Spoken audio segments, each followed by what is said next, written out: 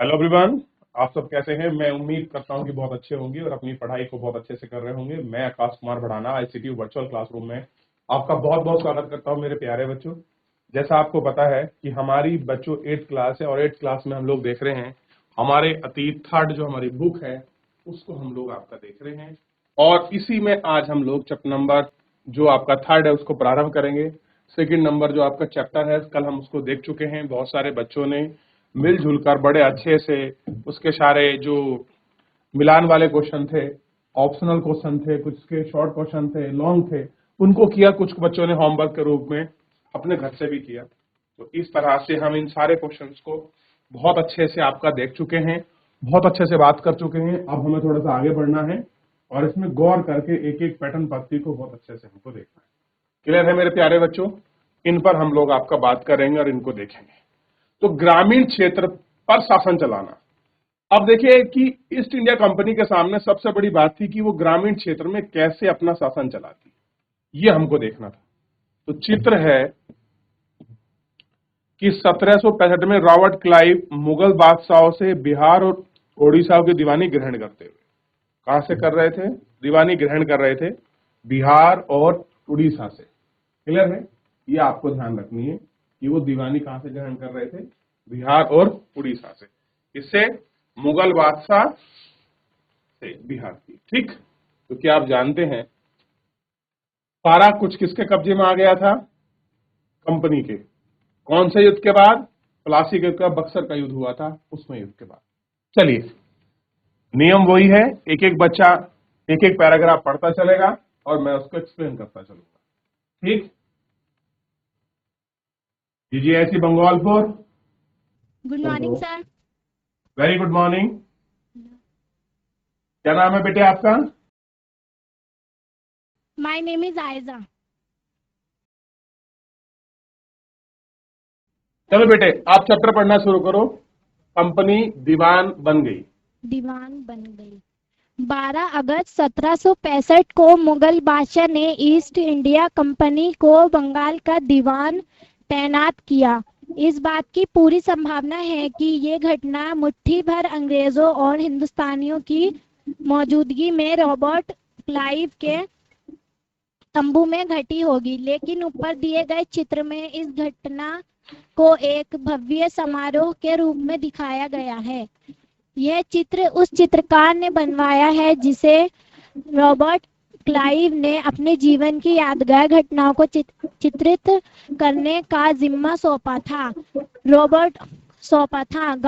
है, बंगाल की दीवानी हाथ आ जाना अंग्रेजों के लिए निश्चय ही एक बड़ी घटना थी। दीवान के तौर पर कंपनी अपने नियंत्रण वाले भूभाग के आर्थिक मामलों की मुख्य शासक बन गई थी। अब उसे अपनी जमीन का शासन चलाने और आमदनी को व्यवस्थित करने का रास्ता ढूंढना था। इसके लिए उसे एक ऐसा रास्ता ढूंढना था जिससे कंपनी के बढ़ते खर्चों को पूरा करने के लिए काफी आमदनी जुटाई जा सके। व्यापारिक कंपनी के नाते उसे ये ख्याल भी रखना था कि वह अपनी जरूरत की चीजें खरीदती बेचती रहे।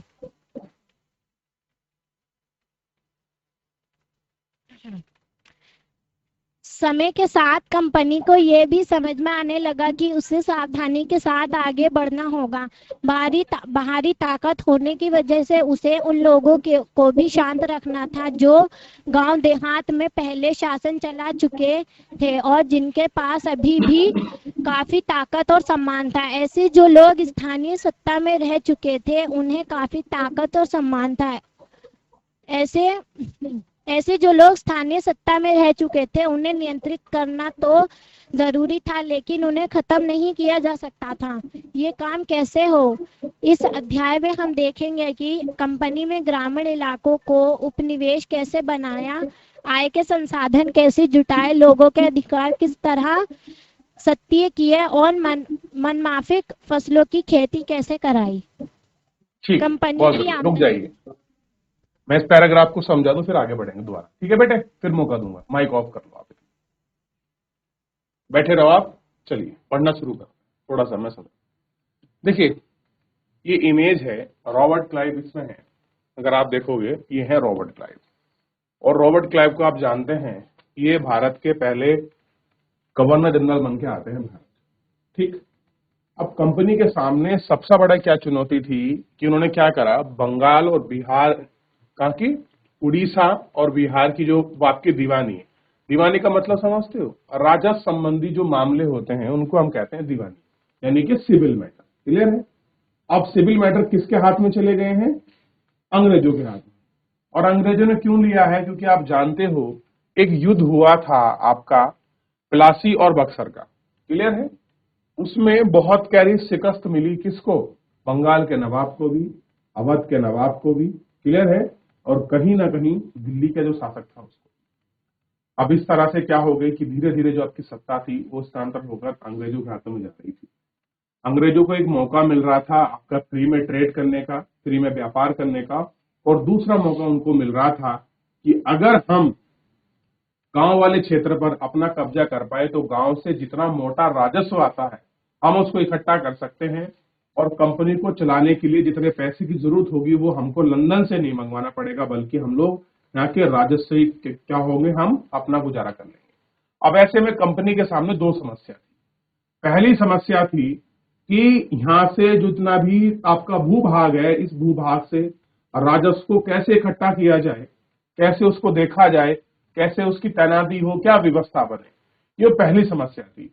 और दूसरी समस्या थी बच्चों उसके सामने कि जो स्थानीय लोग हैं, जैसे आपका जमींदार हो गया, कोई साहूकार हो गया, 10 गांव का कोई राजा हो गया, उनके पास आज भी आपका ताकत थी। ऐसे में कहीं वो आपको विद्रोह ना कर दे, हर जगह विद्रोह ना हो, उनको शांत रखना भी अंग्रेजों के सामने एक बहुत बड़ी समस्या का सामना बनकर उभरी। ऐसे में कंपनी करती तो क्या करती? ठीक। इन सारी चीजों को आपका देखना बड़ा लाजमी है। ठीक। अब ऐसे में समस्या आपका दिनों दिन आपकी बढ़ती जा रही है। ठीक। और समस्या बढ़ने की वजह से ये सारी चीजें आपकी होने लग गई थी। अब देखिए, अब कंपनी का ये था कि गांव के जो एरिया हैं, जिनके गांव देहात कहते हैं, उसमें शासन कैसे चले, और शासन पहले भी चला चुके थे और काफी ताकत और सम्मान था। स्थानीय लोग सत्ता में रह चुके हैं, उनको नियंत्रित करना। अब देखिए, जो लोग सत्ता में रहे हैं गांव के किसी शासन में, चाहे वो आपका मुगल सम्राट में रहे हो या सैनिक के रूप में कहीं भी काम करा हो, कोई उन पर जिम्मेदारी रही हो, ऐसे व्यक्ति के साथ शासन करना, शासन चलाना या उनसे बिगाड़ कर आपका शासन चलाना, ये बड़ा मुसीबत थी। अब है यह काम कैसे हो, इस अध्याय में हम देखेंगे कि कंपनी ने ग्रामीण इलाकों को उपनिवेश कैसे बनाया, आय के संसाधन कैसे जुटाए, लोगों के अधिकार किस तरह से तय किए, और मानसिक अब आप मन माफिक आपके फसलों की खेती कैसे कराई। वो चाहते थे कि उन फसलों की ही वो आपका खेती हो जिनकी वो आपका खेती करवाना चाहते हैं। अब खेती करवाना चाहते हैं यानी कि जो खेती यूरोप में नहीं होती होगी वो लोग क्या होगा, खुद हम लोग अपनी करेंगे। जैसे नील की खेती वो जबरदस्ती कराएंगे, कपास की खेती वो जबरदस्ती कराएंगे। क्लियर है? तो ये सारी चीजें थी। इसके आगे अगला है जो हम लोग आपका पॉइंट शुरू कर रहे हैं, कंपनी की आमदनी, यानी कि कंपनी बेसिकली प्रॉफिट कहां से ले रही थी, ये हमको देखना है, प्रॉफिट कहां से आ रहा था। क्लियर है? चलिए, अब कौन बच्चा खड़ा होगा? चलिए बेटे, GGIC बंगोलपुर, आप ही खड़े हो जाए बच्चों द्वारा। Hello, very good morning. क्या नाम है बेटे आपका? आफरीन अंसारी। क्या नाम बताया आपने? आफरीन अंसारी। आसिफ अंसारी, लिख लीजिए। चलिए पढ़ना शुरू करें मेरे बच्चे। कंपनी की आमदनी। कंपनी दीवान तो बन गई थी लेकिन अभी भी खुद को एक व्यापारी ही मानती थी।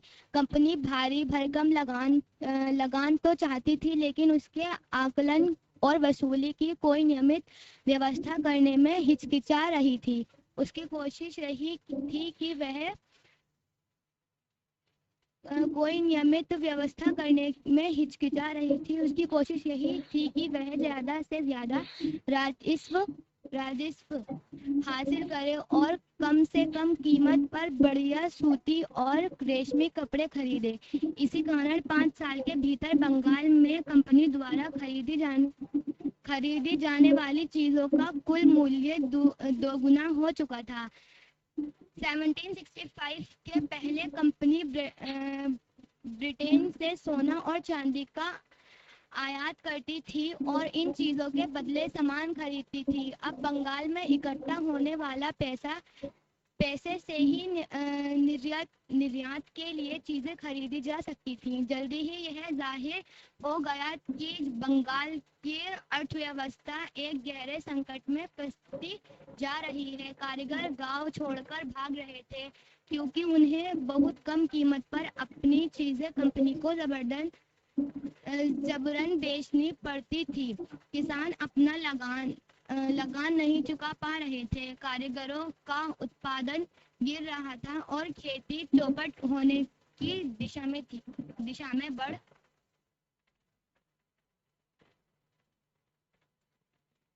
में बढ़ रही थी। 1770 में पड़े अकाल ने बंगाल में एक और लोगों को मौत की नींद सुला दी। इस अकाल में लगभग 1/3 आबादी समाप्त हो गई। खेती में सुधार की बहुत बढ़िया बेटे, शाबाश, आप बैठ जाओ, धन्यवाद। आप कोई और बच्चा पढ़ाएंगे इसके बाद, पहले समझ लेते थोड़ा सा। देखिए पैराग्राफ के हिसाब से अगर हम लोग पढ़ते चलेंगे तो चीजें थोड़ी सी सरल होती चलेगी। आप देखिए हुआ क्या, कंपनी कहां से आमदनी कमाए, कहां से प्रॉफिट कमाए, कहां से लाभ कमाए, ये कंपनी के सामने चैलेंज बना। देखिए कंपनी क्या हो गई, अब आपका दीवान बन गई। दीवान का मतलब समझते हो कि वो राजस्व वसूलने लग गई थी। जो हमारे यहाँ दीवान का पद है वो आपका बेसिकली राजस्व वसूलने के लिए रखा गया। क्लियर है कि वो टैक्स वसूलने के लिए था। ठीक, कंपनी क्या बन गई, आपका दीवान बन गई थी। लेकिन अभी भी खुद को व्यापारी मान रही थी। क्या मान रही थी अपने आप को कि मैं क्या हूं, एक आपका ट्रेडर कंपनी हूं। वो अपने आप को राजा मानने को तैयार ना थी और क्या कह रही थी, खुद एक हम क्या है, आपका एक व्यापारी है। क्लियर है। अब क्या कह रही थी कंपनी, अपने आप को क्या मान रही थी, आज भी एक व्यापारी मान रही थी। ठीक, अगर वो आपका ट्रेड मान रही थी तो कंपनी को भारी भरकम लगान चाहती थी। और कंपनी का क्या मतलब था कि कुछ भी हो हमको प्रॉफिट होना चाहिए और जितनी भी गांव की जनता है उससे हमको क्या मिले, बहुत बड़ी मात्रा में आपका लगान यानी कि टैक्स हमको मिले। कौन चाह रही है, कंपनी चाह रही है, क्योंकि वो आज भी क्या है, एक आपका ट्रेडिंग कंपनी के रूप में काम कर रही है। और ट्रेडिंग कंपनी का एक ही टेंडेंसी होती है कि उसको क्या चाहिए, हमेशा प्रॉफिट चाहिए। और प्रॉफिट क्या है, कोई भी आपके अगर व्यापारिक कंपनी है उसका पहला काम क्या है कि कुछ भी हो उसको लाभ होना चाहिए। लेकिन इसके आकलन और वसूली की कोई नियमित व्यवस्था हिचकिचाती रही। क्या रही, हिचकिचाती रही। उसकी कोशिश यही रही कि वह ज्यादा से ज्यादा राजस्व हासिल करे और कम से कम कीमत पर बढ़िया सूत और रेशमी कपड़े खरीदे। इस कारण 5 साल के भीतर कंपनी में बंगाल द्वारा खरीदे जाने वाली लगी कुल मूल्य दुगना हो चुका था। बंगाल की जो चीजें खरीद गई थी उनका मूल्य दुगना हो चुका था। 1765 से पहले कंपनी ब्रिटेन से सोना और चांदी का आयात करती थी, इन चीजों के बदले सामान खरीदती थी। अब बंगाल में इकट्ठा होने वाले पैसे से ही निर्यात के लिए आपके चीजें खरीदे जा सकती थी। और क्या कर सकती थी, जो पैसा इकट्ठा हो रहा है उसी से वो अपनी चीजें खरीद लिया करती थी। ठीक, जल्द ही यह जाहिर हो गया कि बंगाल की अर्थव्यवस्था एक गहरे संकट में फंसती जा रही है। और क्या साफ होने लगा कि बंगाल की जो अर्थव्यवस्था है गहरे संकट में हो रही है, क्योंकि आप देखने लगेंगे जब गांव से ज्यादा मात्रा में टैक्स वसूला जाएगा तो गांव के पास कैसे इनकम क्या हो जाएगी, आपका कम हो जाएगी। क्योंकि जो टैक्स है, जो कर है, जो आपको खेती पे लगने वाला कर है, उसको जबरदस्ती वसूल रही है। चाहे वहां उस किसान की फसल हुई है या नहीं हुई, लेकिन वो लोग टैक्स वसूल रहे हैं जबरदस्ती। और जो भी आपका बाजार है, बाजार आपका महंगा हो चुका है, क्योंकि जो कासिम बाजार था बंगाल का, उस पर पूरा कब्जा किसका हो गया है, अंग्रेजों का। और अंग्रेज पूरे कासिम बाजार को अपने कब्जे में ले चुके हैं। वो क्या कर रहे हैं, लोगों से बहुत सस्ती दामों पर अपनी वस्तुएं खरीद रहे हैं और बहुत उच्च कीमत पर आपका बेच रहे हैं। जितने भी पहले होलसेलर वहां के व्यापारी हुआ करते थे, अब बेसिकली कौन हो गए हैं, वही लोग हो गए। ठीक, अब जो कारीगर थे वो गांव छोड़कर भाग रहे थे, क्योंकि बहुत कीमत पर आपका चीजें जबरन बेचनी पड़ती थी। क्या हो रहा है, जबरदस्ती चीजों को बेच रहे हैं। जो सूती वस्त्र बना रहे हैं, काट रहे हैं, रेशमी कपड़े बना रहे हैं, उनको जबरदस्ती बहुत कम दाम पर बेचना पड़ रहा था। उन्होंने क्या कर दिया, ये कारीगरी का काम छोड़ दिया। किसान अपनी लगान नहीं चुका पा रहे थे, कारीगरों का जो उत्पादन था वो आपका गिर रहा था, खेती चौपट होने की दिशा में थी, ठीक। और 1770 में पड़े अकाल ने 1 करोड़ लोगों की मौत कर दी। और आपको पता होगा, कहते हैं बंगाल में 1770 में जब अकाल पड़ा तो सोच के देखिए 1 करोड़ लोग भूखे मर गए थे। कैसे मरे बच्चों? 1 करोड़ लोग भूखे। तो क्या स्थिति रही होगी, क्या मंजर रहा होगा? 1 करोड़ लोगों का, आप समझ रहे हैं कितनी बड़ी संख्या होती है? 1 करोड़ लोग भूखे मर गए थे और अंग्रेजों ने फिर भी जबरदस्ती लोगों से क्या करा? कर वसूला। कहते हैं इस अकाल में बंगाल का 1/3 पॉपुलेशन समाप्त हो गई थी। 1/3 का मतलब समझते हो? मान लीजिए अगर वहां 100 लोग थे तो 25 लोग वहां के खत्म हो गए। नहीं, ये तो फोर्थ हो जाएगा, 1/4, 1/3 हो जाएगा 33%। कुछ के देख रहे हो, इतने वहां की जनता खत्म हो गई थी। किसकी वजह से? भूखमरी, अकाल की वजह से। देखिए आज के समय में तो अकाल नहीं पड़ते। आज के समय में क्या होता है, बारिश हो जाती है, ओले पड़ जाते हैं, जो आपके किसान है उनकी फसल नष्ट हो जाती है, लेकिन फिर भी खाने के लिए सरकार का बहुत सारा ऐसा माध्यम है, बहुत सारी चीजें हैं, कोई व्यक्ति एडजस्टमेंट कर जाता है। लेकिन उस समय में कुछ ऐसा नहीं था और किसान की अगर फसल बर्बाद हो गई 1 साल भी, मान लीजिए वो भूखा मर, क्योंकि कोई खाने को उसको देगा। अब देखिए, ये देख रहे हैं बंगाल में स्थित मुर्शिदाबाद का एक साप्ताहिक हाट है। ग्रामीण इलाकों में किसान और कारीगर अपनी चीज बेचने के लिए जरूरतों को खरीदते थे। नियमित रूप से बाजार आते थे और आर्थिक संकट के समय इन बाजारों में बहुत बड़ा असर पड़ा। तो मुर्शिदाबाद क्या था? एक ऐसा बाजार लगता था जहां पर कारीगर अपना सामान बेचने के लिए आते थे साप्ताहिक रूप से, और जिन लोगों को सामान खरीदना होता था वो लोग आपका खरीदते थे। आप भी देखते होंगे गांव के दूर दराज क्षेत्रों में, जिनसे शहर दूर है, उनके यहाँ साप्ताहिक बाजार लगते हैं, सप्ताह में एक बार। मान लीजिए मंडे के दिन यहाँ कोई बाजार लगा, दूसरे सप्ताह में कहीं और बाजार लगता है। तो इस तरह से मुर्शिदाबाद बंगाल में भी क्या लगता था? बाजार लगता था। ऐसा ही एक कासिम बाजार भी था जो बहुत फेमस था सूती कपड़े के लिए उस समय। क्लियर है? अब क्या होता है कि इसके बाद भारत में एक गवर्नर जनरल आएंगे और इनका नाम आपने सुना होगा, चार्ल्स कॉर्नवालिस। अब ये भारत आएंगे और भारत में आकर भारत की कीर्ति, जो पैटर्न था, जो आपकी व्यवस्था थी, उसको पूरा चेंज कर करेंगे। क्या करेंगे? चेंज। क्योंकि अंग्रेजों के सामने सबसे बड़ी समस्या ये थी कि हमको लगान कैसे वसूलें और कितनी मात्रा में वसूलें, हमको कैसे पता लगेगा हमको लगान वसूलना है।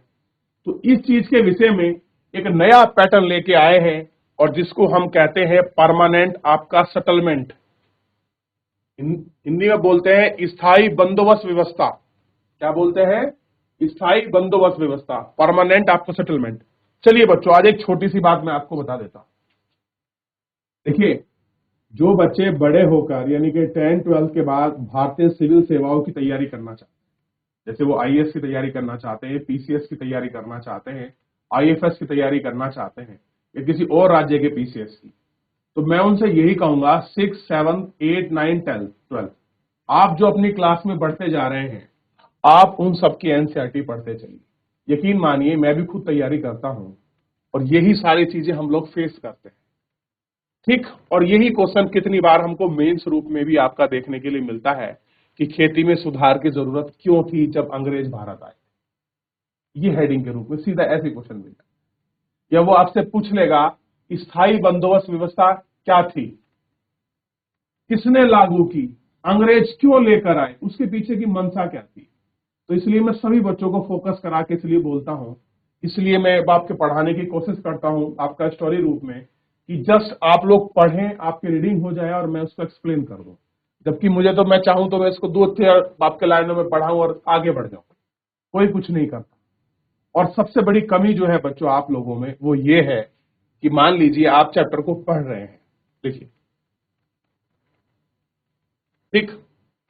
अब आप यहां से देखिए, मैंने यहां से पढ़ाना शुरू करा, तो आपको कम से कम कुछ नहीं करना था। या तो एक आपको एक ऐसी कॉपी बना लेनी चाहिए जिससे हम लोग पढ़ाते हैं वर्चुअल वाले, तो या आप एक हाइलाइटर रख सकते हैं, अपनी बुक तो सबके पास मिली होंगी, ठीक, या एक पेन कॉपी बना लीजिए, चाहे आपका रफी बना लीजिए।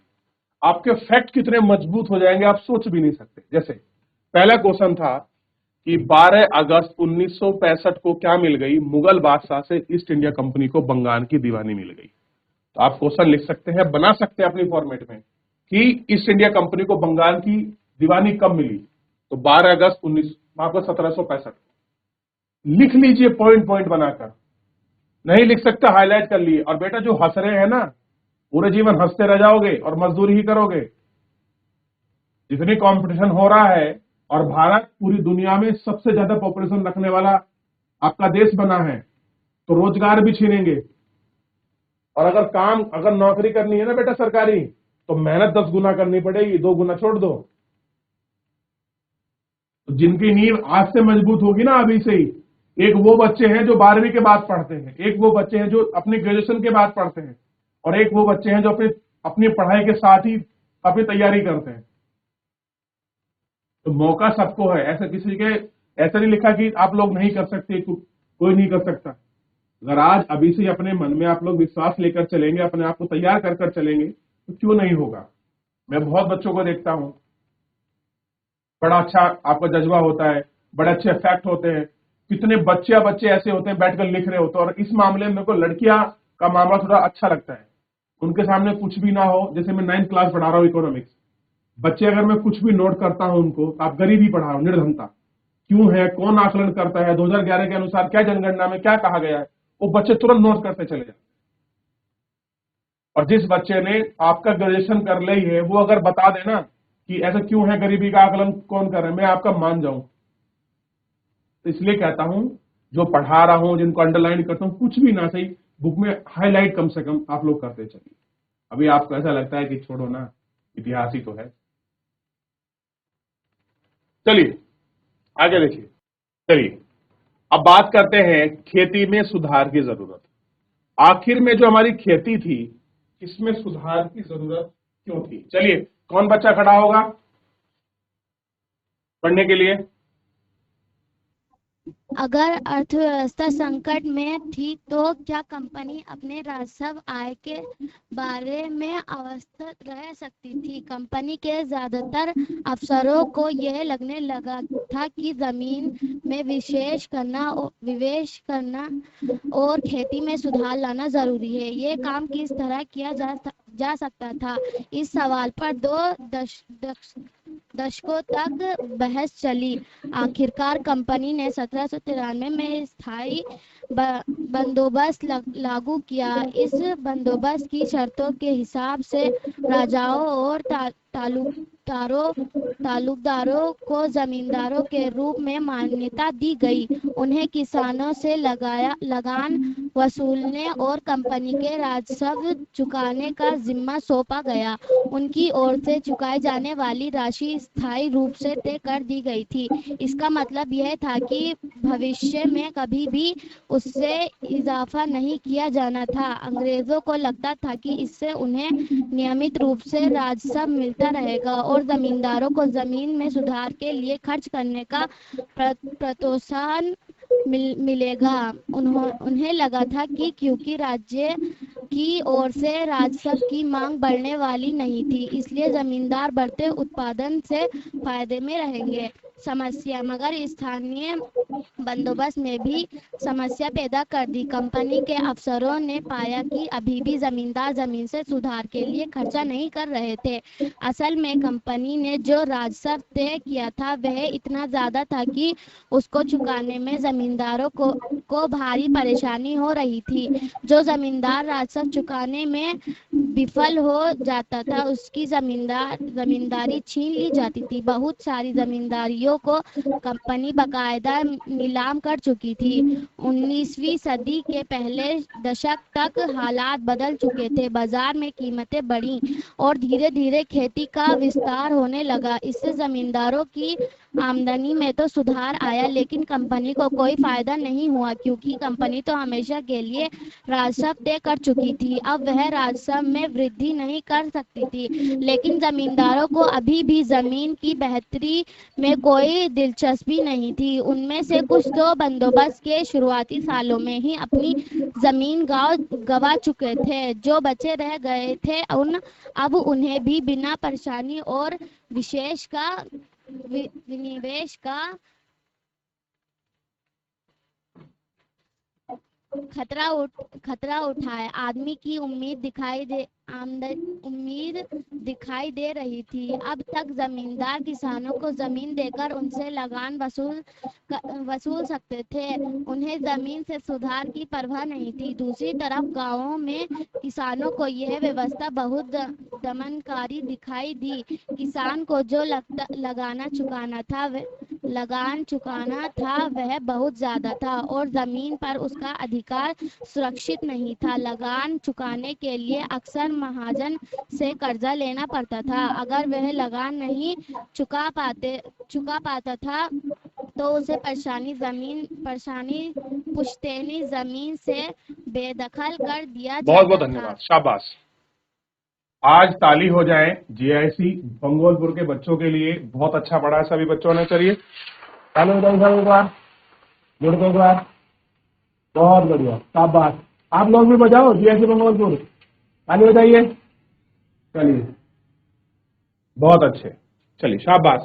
इसी तरह से सभी बच्चे मिलजुल कर पढ़ते रहिए। देखिए खुशी होती है, मोटिवेशन होता है, आप लोग पढ़ते हैं इतने अच्छे से। चलिए थोड़ा सा समझ लेते हैं। काफी कुछ हमने इसमें देख लिया, पढ़ लिया। सबसे पहले हम लोग बात करते हैं खेती में सुधार की जरूरत थी। अब वो चाह रहे थे कुछ ऐसा हो जाए कि कंपनी का जो राजस्व है, जो आय है, वो आपका बढ़ जाए, उनको प्रॉफिट मिले। और उसी प्रॉफिट की खोज में कंपनी के जो अफसर थे वो आश्वस्त थे, मतलब उनको आश्वस्त थे, उनको पता नहीं क्या करना है, क्या नहीं करना है, कैसा कुछ करना है। इस तरह से होता क्या है, आखिरकार कंपनी क्या करती है, 1773 में एक स्थायी बंदोबस्त व्यवस्था लागू कर, क्या लागू करती है, स्थायी बंदोबस्त व्यवस्था को लागू करती। लिख लीजिए, स्थायी बंदोबस्त व्यवस्था कब लागू हुई, 1793 में। और कहां पर लागू होगी सबसे पहले, तो बंगाल प्रांत होगा, भारत का पहला प्रांत होगा बंगाल, ठीक।